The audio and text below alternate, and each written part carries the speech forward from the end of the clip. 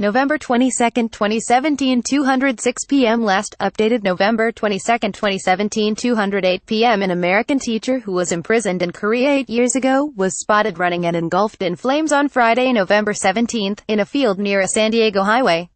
Aijalon Gomes, 38, eventually collapsed and died of his injuries at the scene, San Diego police said.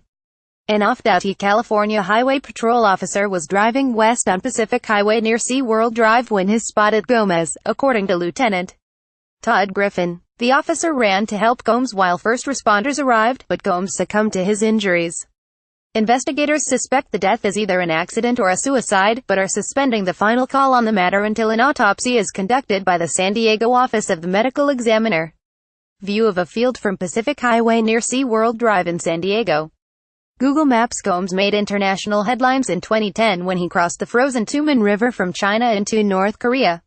He was caught by border guards and eventually sentenced to 8 years of hard labor and fined $700,000, the San Diego Tribune reported.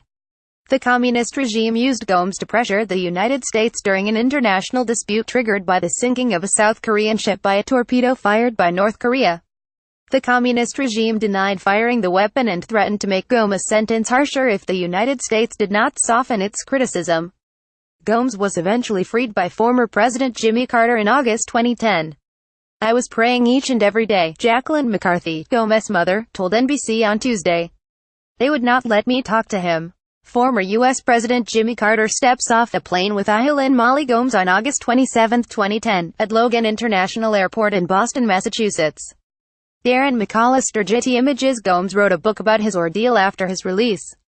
According to the Amazon description of the book, Gomes described the psychological torment of incarceration and hard labor. When he got off the plane, he got on his knees and was very thankful he was home, McCarthy said about her son.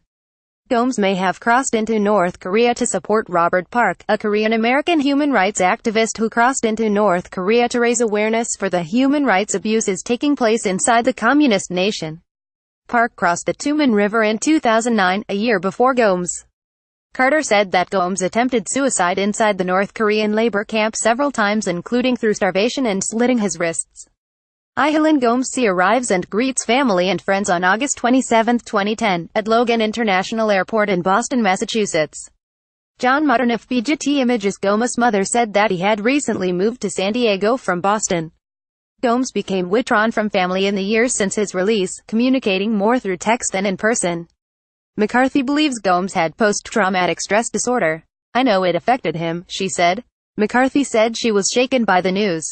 "I couldn't picture my son doing that to himself," she said. The area near Pacific Highway and SeaWorld Drive in San Diego. Google Maps. McCarthy described Gomes as a beautiful person. "My son was a very good human being," she said. "He loved people. He loved his family." She said he left a teaching job to care for his grandparents before he went to South Korea. "He was selfless. He was always giving his last to everyone." Support the Epoch Times.